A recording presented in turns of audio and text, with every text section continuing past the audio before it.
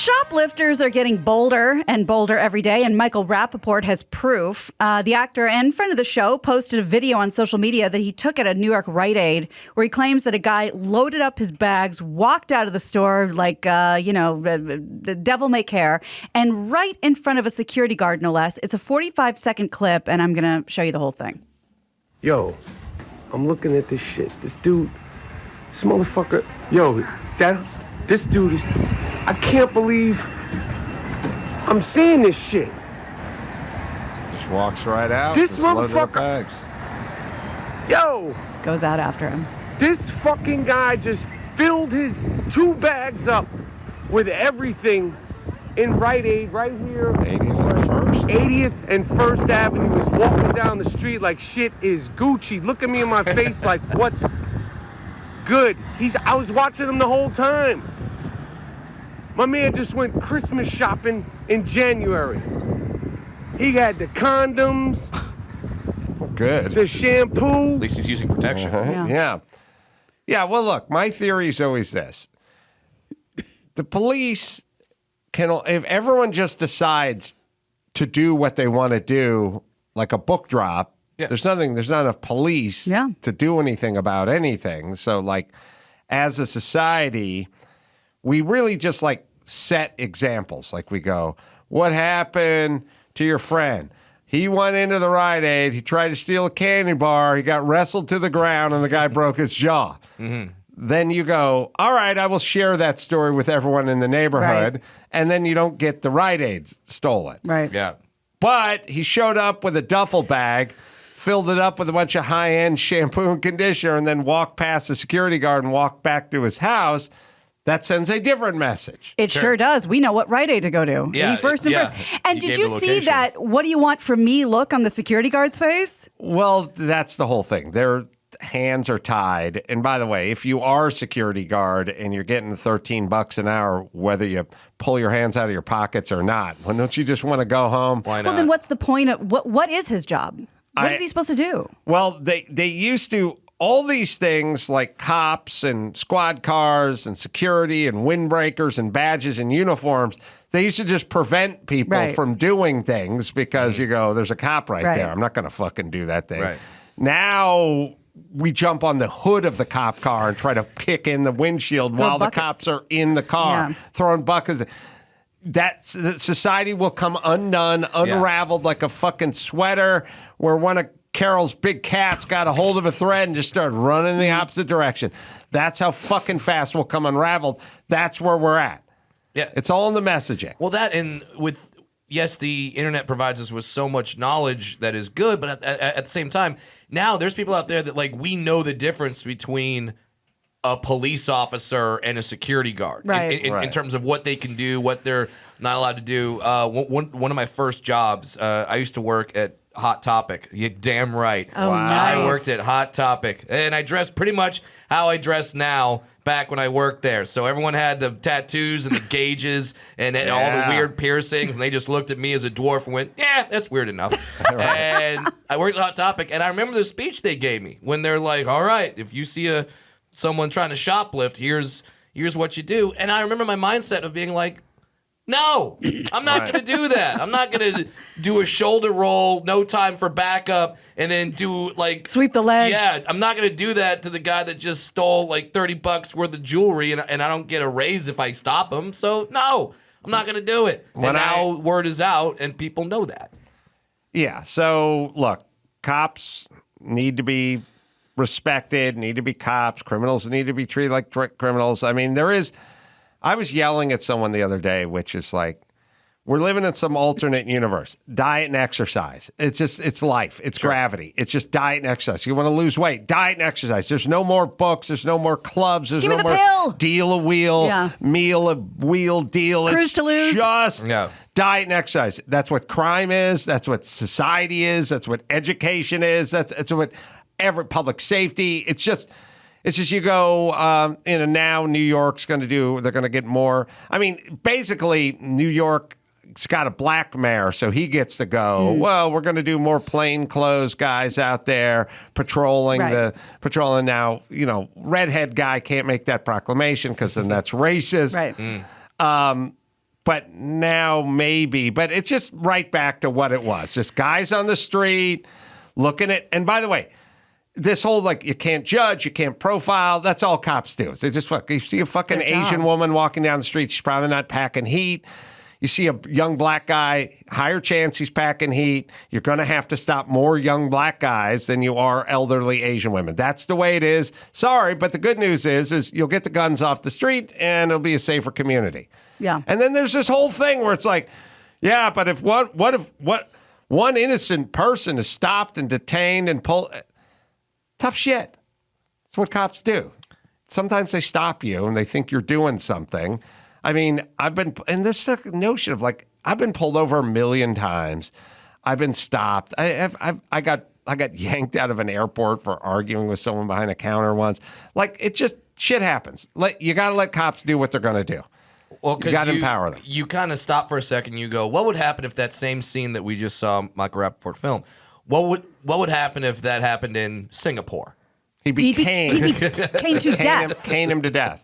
Yeah, that was... look, it's a very, in an extreme way. Yeah. An extreme way. It's like, how come there's no gum on the sidewalk in Singapore? How come there's no graffiti? Caning. Because they cut your fucking hands off. Yeah. All right, well, that's an extreme. Sure. But we've proven that a deterrent Yeah. is effective. Like, people can not spit their gum out. Yeah. They can not graffiti shit, and they can not rob trains of Amazon packages. Like, you can coach them up not to do that. During the first parts of the pandemic in India, we would see videos of when people were out on the streets, the cops would be beating people, saying, like, get back to your fucking homes. And it's like, then less people started going out of their houses. And then they do. So then you'll get this one from your buddy in Santa Monica. He'll go, do you want to live in that sort of society? It's like, are those my choices? Well, the sort of society we're living in now is homeless everywhere. Yeah. Drugs everywhere. Human shit on the streets. Trash everywhere. And businesses closing down because people are walking in and helping themselves. So that's what we get if we don't live in the society you don't want to live in. We're living in another dystopian society right now. So let me ask you that question. Right.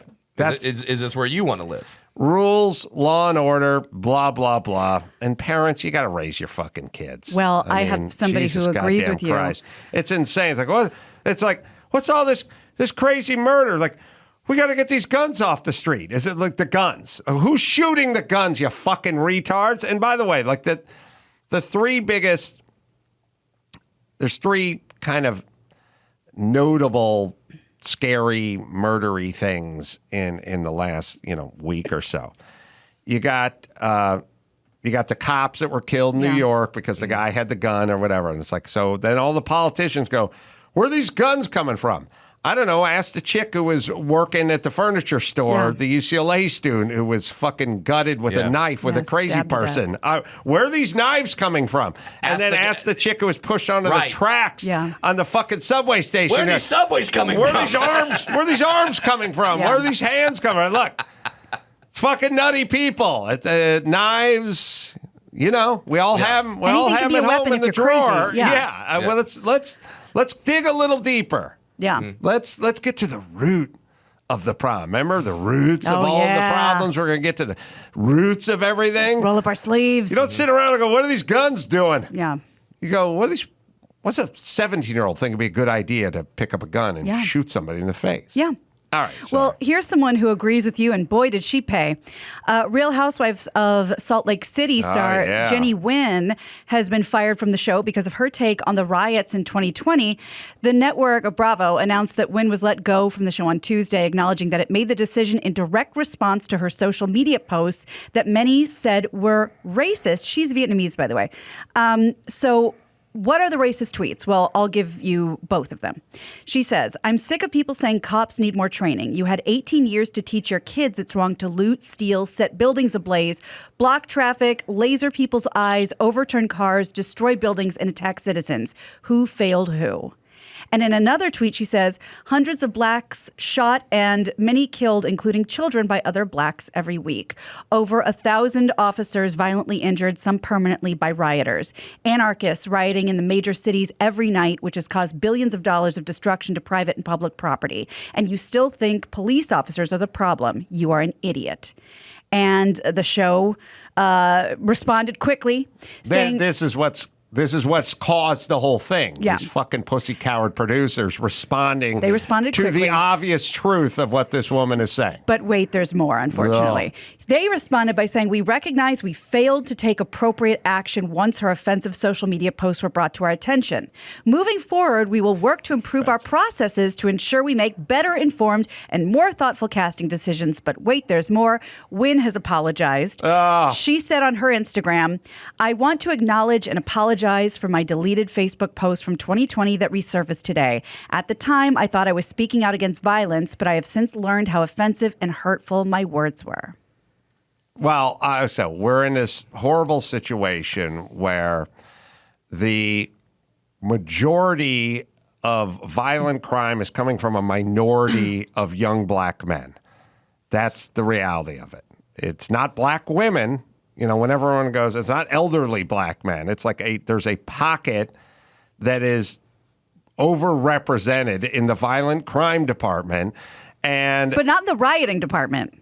No. That seems to be colorblind. But we got to talk about white supremacy being the biggest Right. domestic threat this country faces and not give this any ink. Now, you're not going to solve a problem if you fire everyone that speaks out against it or raises a voice or whatever. You want to solve a problem, you got to figure it out. What's going on? Why is this happening? Who's doing it? Focus your attention. It'd be like going, oh, I want to build. We'll leave our country or we'll leave Mexico out of it. It'd be like if somebody said, we want to secure the border. If Canada want to secure the border. And then they went, all right, where should we put the checkpoints? That's just anywhere in Canada. Wait a second. But don't you want it like along the border? Yeah, but we'll just put it anywhere. We'll just put it anywhere. So then you're not it's really like, securing the border.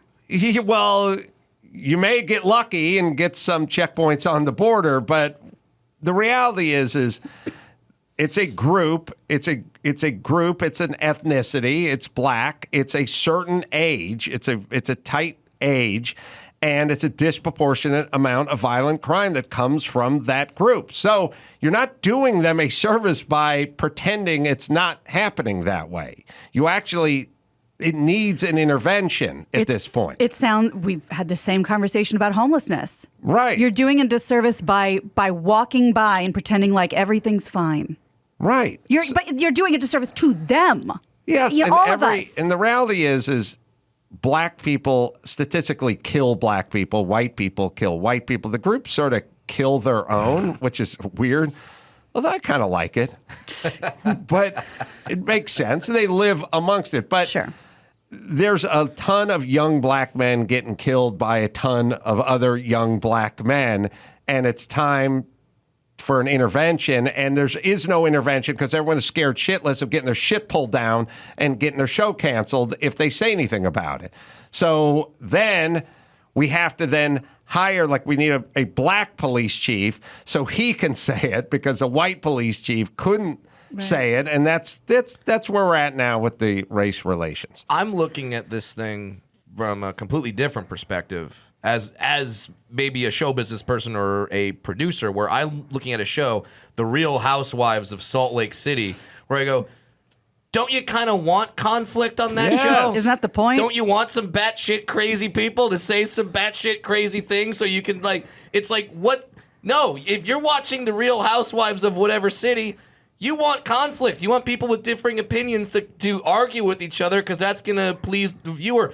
You don't want a bunch of housewives that are scared to say anything because they're going to get canceled. So they and if you want a villain, fine, call her the villain. Yeah, call her the villain, and then make her out to be the villain, and then have everyone fight with her. Great, it's going to be entertaining as fuck. Yeah, she sides with the cops, and she's the one who's getting thrown off the air. That's essentially what's happening. And I know we've talked about this before, and but by the way, also, if you say, I've sided with the cops and not with these violent felons, and then someone goes, that's racist. That's not racist. It could be any violent felon. It doesn't matter. Well, and that's the thing, that it used to be fine. These pussy, whatever, you apologize, you keep your job, okay. But you don't keep your job. No. So what? Okay. Well, let's talk about one that we don't hear very often. Another crime. It is in New York. I gotta know, because I think this is the building version of a catalytic converter. The off-Broadway production of Perfect Crime turned out to be the perfect show to do this in. Theater Center in New York City. The murder mystery had to cancel several performances due to a crime. Someone stole all the copper piping in the basement. The lead actress showed up and arrived at the theater last Friday, noticed there was no heat, there was no water, so she went down to the basement, discovered water spraying everywhere because there were no pipes. She also noticed the glass door in the basement had been broken and there were bullet casings on the floor. She called police and they're investigating. So far, no leads. Meanwhile, 12 shows had to be canceled while plumbing work was being done. So is this what we do now? Yeah. Well, when you find a meth head with a new 60-inch TV, you can kind of get it. Maybe just find out who's got that. It's scary. Well, the good news is I know Broadway actors, and they have skills way beyond the stage. That's Someone right. probably just went to their van, grabbed their torch, grabbed some flux, sweated a few, They're probably sweating copper. No, I think you're right. They probably had couplings just rolling around the van, if I know actors. Right. So they probably Especially took care of off-Broadway, it in-house. Yeah. Sure. But Inside job. Copper's expensive, and we have now created this weird sort of nutria. You know what nutria are? Those big, giant beaver rats. They're they're beaver rats. I don't know how else to describe them. They were brought. Weren't they from? Sounds like a B horror movie. Well, I Beaver remember rats They from were- outer space. they were brought to Louisiana, right? By the Tabasco family. Wow, And specifically. they were going to use them for their pelts or whatever, and then a storm blew over their cages. Now they're everywhere. They're everywhere. right? But we're in this little nutria rat part where it's like people just scouring around, picking stuff up, pulling stuff out. If you have an aluminum ladder, the aluminum's worth something. The copper and the conduit will pull the copper out. Lena was telling me there's a big copper valve that was in front of a shop that they were using they cut that out. They stole that. Like it's not international jewel thief. No. It's a bunch of street urchins just like crawling around, like grabbing wire materials, literally the elements now, the copper and aluminum. This is and Mad Max. Yes, this is what it's come to. I mean, the train is kind of the same thing, like just people climbing onto the train, busting the stuff open, Picking pulling through, whatever. yeah. These aren't criminal masterminds. These are just weird, Opportunists. junky kind of drug induced, whatever homeless urchin-y street, look out. Yeah. So here's a question. This debate's been going on for decades, as far as I understand. Everybody's down with getting rid of the penny. And everyone's like, oh, no, the sentimental, we need the penny. But it's copper. So don't we want to save that copper for something else? Nobody even uses cash anymore. They're not in circulation. Brad, I have a theory. Okay. The pennies, I haven't even seen one in a while. Like they're coming out of circulation. They keep trying to get rid of them and pull them out of circulation. Right about the time Brett Favre was making those commercials with copper infused everything, socks, knee braces, Microbial. with the back brace, got copper with copper. And then Jerry Rice showed up with his copper socks. All of a sudden, pennies start. We start. Where are all the pennies in society? I don't know. Well, look no further than Brett Favre. Wow. Brett Favre. He's got stole the copper everywhere. It's the perfect crime. At least we found that criminal. That's what happened. All went to Brett Favre's socks. Wow. He distracted you with his dick pics while he was That's stealing right. your copper from right under your nose. The prestige. Yes. Unbelievable. Look it up. Illusionist. I think you're onto something. It was right about the same. If we made a chart of when pennies started to lose their favor in society and when Brett Favre started to show up on TV with, I got a copper infused milkshake. You know what I mean? Yeah. Absolutely. Look it up. Yeah. I think this is the next great heist movie. Mm-hmm. Let's make it happen. It did happen. Got my eye on Favre. He's crafty. Do we have time for one more that'll give us a little bit of hope? He's elusive like he was in the pocket. Yeah. This it's gross and sad, but maybe it'll help. Tennessee is launching a Trash for Beer initiative, and it aims at cleaning up the state by offering folks a free pint of beer if they spend some time picking up trash. More than 20 craft breweries across the state are participating in the Pick Up for a Pint campaign. Volunteers will meet up at a designated location, clean up the area. When they're done, they get their one beer. Good. Great. Good. Give them incentive. Yeah. Some people might say, it's beer, they're promoting alcoholism, whatever. Gives a shit. I'm for trying anything. Because when you look at, there's a new construction project going on at LAX right now. It's a bunch of stuff is happening there. That shit's been for 30 it's been going on years. for 3-4 years. But when people are like, there's so much traffic at LAX, they got to do something. Well, cool, they're going to try something. Will it work? Probably not. But they're trying something. This is something, how fast would that train track get cleaned up? They're like, hey, pint for you. And you know what? Yeah. I think this is perfect. This is like a great hipster meetup activity. And I think that's what it's for. Because that this is isn't good. Yeah, you're not just going into Ralph's and getting your, 6-pack of Bud Light. These are craft breweries and everyone's gonna get together like hipster meetup and then they'll have their beer and then they can Instagram it. They'll have instead of just like the wooden sticks that have the nail on it to help pick up trash, there'll be like a steampunk cane. Yes. Where they're Yeah. gonna The guy will have doing a it monocle. artisanal. Yes. Some guy's gonna be doing it with a top hat. I like it. Look, to make everyone's point, I've said a million times, there's trash everywhere. Everyone dumps their trash. LA's a big trash heap. Everything's on the ground, but no aluminum cans. Those Yeah. have a value. Right. People walk around, they pick them up, and they bring them to the recycling place, and they get paid a couple of cents. They have value. Yeah. That's what the beer is. The Right. beer is giving the aluminum Yeah. can value. Little carrot. And you see everything on the ground, but you don't see any aluminum cans. You're right. Well, there's millions of aluminum cans. They're just not on the ground because they're of value They're to worth somebody. something. Yep. All right, let's bring it home. You got it. I'm Gina Grad, and that's the news. Gina Grad. That was the news with Gina Grad. I should tell you guys that Brad Williams is going to be at the Wilbur Theater in Boston, which is a beautiful old theater. And congratulations. It's a big, beautiful theater. Thank you. Less than 100 tickets left. So Awesome. as you hear this, get on it. It is a great venue. And then also Caroline's on Broadway, February 5th and 6th. Now, Wilbur's going to be February 4th, and then Flappers out here in Burbank. That'll be February 18th and 19th. Carol Baskin, of course, bigcatrescue.org. Me, Brea Improv, February 6th. I'll be taping shows there with Bill Shatner and Dennis Quaid. And you can go to amcarolla.com and check out Truth Yeller with TJ Miller. That'll be up at the Daily Wire as well. Live shows all over the place. So just go to adamcarolla.com for that. You can pre-order my book, which is coming out as well on Amazon. Until next time, Adam Carolla for Gina Grad and Brad Williams and Carol Baskin saying mahalo. I'm a little distracted right now at Sassy Cassie. She's a banging body. Yeah. Good for her. She's 2'10". Yep.